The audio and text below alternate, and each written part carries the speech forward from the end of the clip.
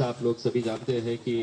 अभी तक एक एक दो दो केसेस आ रहे थे, तब तक हमको भी ऐसा लग रहा था कि औरंगाबाद पूरी तरह से कंट्रोल में है।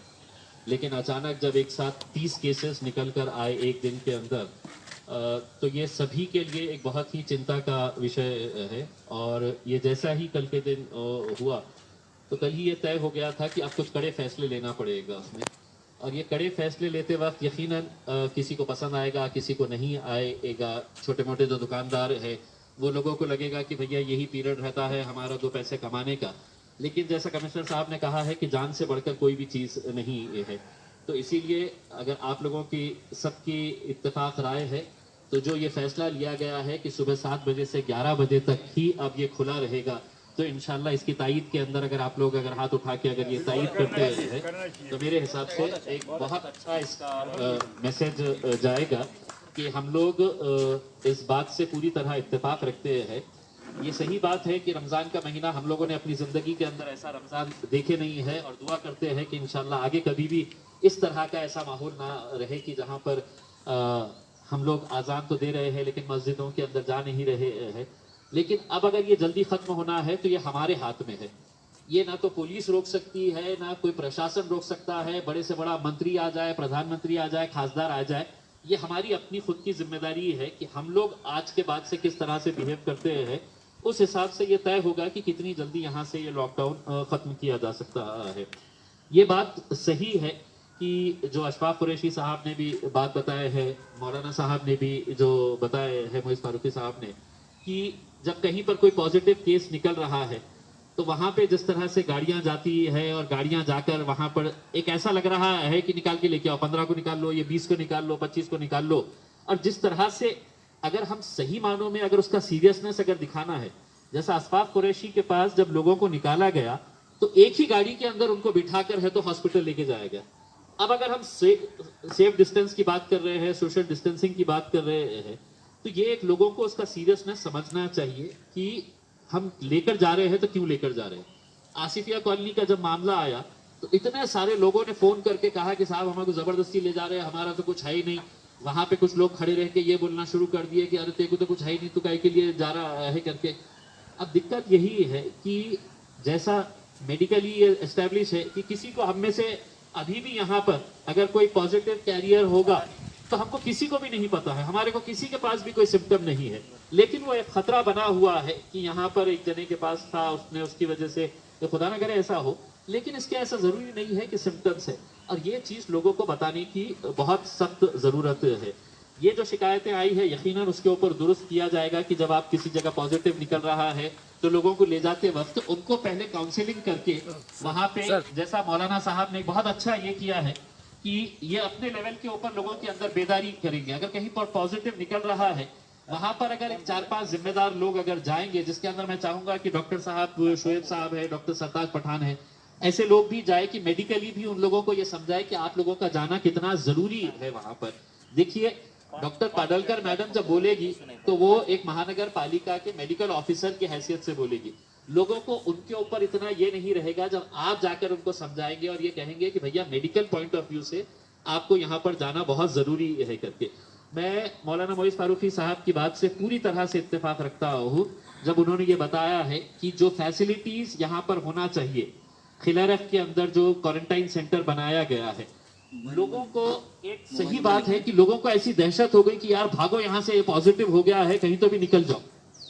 क्योंकि अगर वो अपन पकड़े गए तो अपने को वहां पे खिलारख में ले जाना पड़ेगा, और वहां पे पता चल रहा है कि यार वहां पे खाना नहीं मिल रहा है बराबर से, वहां पे टॉयलेट के इंतजाम बराबर से नहीं है। पांजड़े साहब एक आध मरतबा हो सकता है, ये मतलब ऐसा नहीं है, लेकिन हमारा, और हम तो आपको ये कह रहे हैं कि अगर वहां पे 200 लोग हैं, वहां पे अगर आपके पास,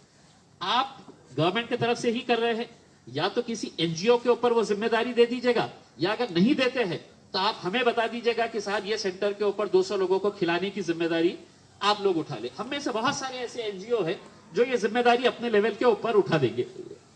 एक जो डॉक्टर साहब ने एक बात कही है, कमिश्नर साहब मैं आपको बताऊं, ये मुद्दा हमने पहले भी निकाला है। मैंने खुद ने जब एफसीआई से हमने डीएसओ साहब से बात की है, हमारे तरफ से भी बहुत सारे एनजीओ राशन किट ये वो बांट रहे हैं, मैंने खुद ने जब राशन लिया एफसीआई के जरिए, फूड कॉर्पोरेशन, तो मार्केट का जितना रेट था इन दी एंड जब मेरे पास आया तो पता चला वो एपीएमसी मार्केट का टैक्स भी उसके ऊपर लगा हुआ है, और जो मार्केट से हम जो पहले उठा रहे थे उससे ज्यादा रेट के अंदर हमारे को वहां से ये लेना पड़ा। तो अगर एनजीओस के लिए अगर कुछ सब्सिडाइज रेट के अंदर अगर मिलता है तो बहुत हद तक आपका जो सरदर्द है वो बहुत हद तक खत्म हो जाएगा कि ये लोग जिस तरह से काम कर रहे हैं, हम कर रहे हैं, तो वो वहां तक लोगों तक अनाज पहुंचने का काम पूरी तरह से हो जाएगा। मैं समझता हूं, मैं पुलिस कमिश्नर साहब से ये अदबन गुजारिश करना चाहूंगा कि मैं समझता हूं कि बहुत सारे पासेस इश्यू किए जा चुके हैं, वो पासेस के अंदर भी अब थोड़ा सा कंट्रोल करने की जरूरत है कि जो जिम्मेदार है वो जिम्मेदारों को ही पास दिया जाए अपने अपने महल्ले के हिसाब से। अब जिस तय किया गया है कि 2-2, 3-3, 4-4 लोग, अगर समझ लीजिएगा नूर कॉलोनी के अंदर जब डिविजनल कमिश्नर साहब का फोन जब आया दोपहर में,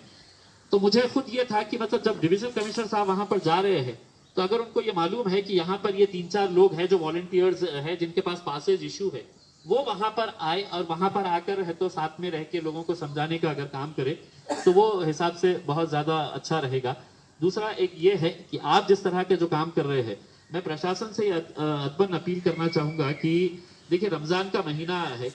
अगर इसको दीनी एतबार से अगर ये मौलानाओं का जितना भी हमारे मुफ्ती मौलानाओं का इस्तेमाल अगर किया जाए, जैसा नूर कॉलोनी के अंदर अब जैसा अगर सिर्फ वाजिद साहब को अगर भेज दिए, बहुत अच्छे स्पीकर है जो इस्लाम के हिसाब से भी बात करते हैं और दुनिया के हिसाब से भी बात करते हैं, वहां पर अगर उनको एक माइक के साथ अगर भेज के वहां पे लोगों को देखिए ऐसे वक्त के ऊपर काउंसलिंग करना बहुत जरूरी है। लोगों को ये समझ में आना चाहिए कि मैं जो कर रहा हूं ये इसलिए नहीं कर रहा हूं कि पुलिस वाला आया है तो मैं नहीं निकलूंगा, मैं बाहर, मेरे को कोई नहीं रोक सकता है। दीनी एतबार से भी जैसा प्रॉफेट मोहम्मद के जमाने में भी क्या होता था ऐसे पीरियड के अंदर, और आज दुनियावी एतबार से अगर हमारे को ये मर्ज को रोकना है तो हमारी सबकी जिम्मेदारी है। तो ये अगर एक सिस्टम लगा दिया जाए जो बिल्कुल टोटली 100% कंसंट्रेटेड मुस्लिम एरियाज है, जैसा नूर कॉलोनी के अंदर अगर जाके वहां पर अनवर इशाती साहब ये ऐसे 2-4 लोग अगर जाकर वहां पर सिर्फ थोड़ा सा अगर लोगों को दीनी एतबार से कितना रहेगा, एक आधे घंटे का 1 घंटे का वहां पर अगर बयानबाजी लोग अपने घरों के अंदर कम से कम बैठ के सुनेंगे कि इसका सीरियसनेस कितना है करके। तो मैं बस यही गुजारिश करूंगा कि इसको जितना भी अच्छे तरीके से समझाया गया है उसको हम इम्प्लीमेंट करें, और ये हमारे लोगों को ये बताने की ज़रूरत है कि ये जो फैसले लिए जा रहे हैं ये फैसले आपके हक में लिए जा रहे हैं। ऐसा ना हो जाए कि भाई ये जो 25 लोग बैठे हुए और मेरा कैसा होगा, मैं तो ये यहाँ पे धंधा करने के लिए आया था। ये दिक्कतें आएंगी, 1-2 दिन है तो लोगों की नाराजगी रहेगी, वो नाराजगी भी हमको झेल कर लेना है, लेकिन लोगों को समझाने की भी जिम्मेदारी हमारी है। और हम समझते हैं कि इंशाल्लाह कल के बाद से एक अलग तरह का माहौल यहाँ पर देखने को मिलेगा। सबसे टाइम जो सुबह 4 घंटे है तो 9 से 11 और 4 से 6 हो सकता है क्या? टाइमिंग जो है नहीं, देखिए कैसा है कि जो टाइमिंग के बारे में बात हुई थी उसके अंदर पहले तो कम से कम ये था कि 1 बजे तक का था, लेकिन सिद्दीक साहब अब हालात ऐसे हो गए हैं कि बहुत ज्यादा अगर हमने अभी रियायत दे डाले तो आप ये समझ लीजिएगा कि आगे कब तक हमारा ये लॉकडाउन चलेगा ये हमको खुद नहीं पता है, हमें नहीं पता है। तो ऐसी सूरत के अंदर थोड़े वक्त के अंदर अगर हम लोग ये इसको एक्सेप्ट कर ले तो मेरे हिसाब से बेहतर बहुत हो सकता है। देखो बात 7 से 9:30 और वो अल्टरनेट है।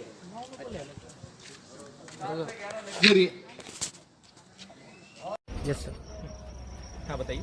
सर। कल का जो टाइमिंग डिसाइड किया आपने उसके बारे में? अभी हम लोगों ने ये डिसाइड किया है कि कल से 7 बजे सुबह से 11 बजे तक ये जो रोज़मर्रा की अत्यावश्यक वस्तुओं की दुकानें हैं वो खुली रहेंगी, और उसके बाद ये सारी दुकानें बंद कर दी जाएंगी और सिर्फ मेडिकल्स चालू रहेंगे। ओके।